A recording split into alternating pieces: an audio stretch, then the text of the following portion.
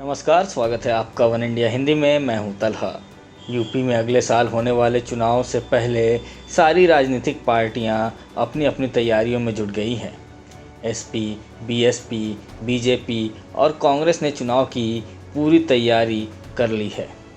लेकिन अगर हम पिछले चुनाव के आंकड़ों पर गौर करें तो सवाल उठता है कि क्या इस बार भी यूपी की जनता का मूड वही होगा जो ट्रेंड पिछले चुनाव में दिखा है, या योगी सरकार अपने काम के बल पर पुराने चुनावों का मिथक तोड़ने में कामयाब रहेगी और दोबारा सत्ता में वापसी होगी। हालांकि बीजेपी के लिए ये चुनाव इस मायने से भी अहम है क्योंकि 2024 में लोकसभा चुनाव होने हैं। इसलिए बीजेपी इस चुनाव को अपने लिए सेमीफाइनल के तौर पर भी ले रही है। दरअसल 2012 में हुए विधानसभा चुनाव में यूपी के राजनीतिक मानचित्र पर समाजवादी पार्टी की शानदार जीत दर्ज हुई थी। वहीं 2017 में नक्शा भगवा से भरा हुआ था, जो न सिर्फ एसपी से सत्ता में बदलाव को दिखाता है बल्कि एक राष्ट्रीय पार्टी के हाथ में क्षेत्रीय ताकत की हार का संकेत देता है। स्पष्ट बहुमत और करीब 40% मतों के साथ भारतीय जनता पार्टी ने यूपी में व्यापक जीत हासिल की। भगवा पार्टी ने 403 में से 312 सीटें जीतकर अपने विरोधियों को बहुत पीछे छोड़ दिया और इस अहम हिंदी पट्टी में अपनी सबसे बड़ी जीत हासिल की। चुनाव के आंकड़ों की बात करें तो कम मतदान का रिकॉर्ड रखने वाले यूपी में 2017 में सबसे ज़्यादा 61.1% मतदान हुआ, जो 2012 के औसतन 59% से करीब 2% ज़्यादा था। यूपी के मतदाताओं के आकार को देखते हुए इस तरह की एक छोटी सी बढ़ोतरी भी व्यापक रूप में बहुत बड़ी हो सकती है। दिलचस्प बात यह है कि मतदान में बढ़ोतरी करीब विशेष रूप से महिलाओं के जरिए संचालित है, जिन्होंने इन चुनावों में पुरुषों को 3% से ज़्यादा वोट किया। बम्पर वोटिंग पहली बार के मतदाताओं को भी लाता है, जो चुनाव परिणामों को प्रभावित करता है। बीजेपी ने 18 से 25 साल की उम्र के वर्ग में 34% वोट हासिल किया। 2017 के चुनाव में बीजेपी ने अकेले यूपी में 77.4% सीटें हासिल की, जिसमें कुल मतों का 39.7% था। 2012 में सीट शेयर 11.7% और वोट शेयर 15% था।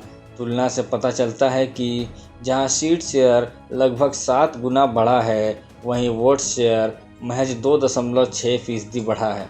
2014 लोकसभा चुनाव की तरह जहां बीजेपी ने यूपी में 80 में से 71 सीटों पर 40% से ज़्यादा वोट शेयर के साथ जीत हासिल की थी, वहीं बीजेपी ने 2017 विधानसभा चुनाव के दौरान भी अपने विरोधियों को कुचल दिया था। इससे पहले पार्टी 1993 में 33% वोट शेयर के साथ चरम पर थी। एसपी और बीएसपी की बात करें तो एसपी ने 21.8% वोट के साथ 11.7% सीट हासिल की। बीएसपी ने 22.2% वोटों के साथ 4.7% सीटें हासिल की। 2012 में एसपी ने 29.1% वोट के साथ 55.6% सीटों पर जीत हासिल की थी। बीएसपी को 25.9% वोट के साथ 19.8% सीटें मिली थीं। इसलिए एसपी और बीएसपी के वोटों को इतना नुकसान नहीं हुआ, लेकिन उन्हें सीटों में काफ़ी नुकसान हुआ। हालांकि कांग्रेस सभी मोर्चे पर हार गई। 2012 में 6.9% सीटों और 11.6% वोटों से 2017 में 1.7% सीटों और 6.2% वोटों की गिरावट देखने को मिली। जीती गई सीटों की बात करें तो 2017 के आंकड़ों में क्षेत्रीय दलों के लिए एक दुखद तस्वीर पेश करती है। एसपी, जिसने 2012 में यूपी में 403 सीटों में से 224 पर जीत हासिल की थी, कांग्रेस के साथ गठबंधन के बावजूद 47 की संख्या पर सिमट गई। आज़ादी के बाद पहले कुछ दशकों तक यूपी की राजनीति में प्रमुख स्थान रखने वाली ग्रैंड ओल्ड पार्टी कांग्रेस 7 सीटों पर सिमट कर रह गई थी, जो राज्य में विधानसभा चुनाव में अब तक की सबसे कम है।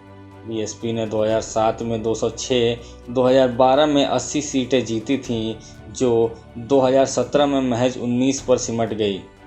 बीएसपी की ये स्थिति 1993 के बाद से सबसे कम है। इस खबर में फ़िलहाल इतना ही। देश और दुनिया के ताज़ा तरीन अपडेट्स के लिए बने रहिए वन इंडिया हिंदी के साथ।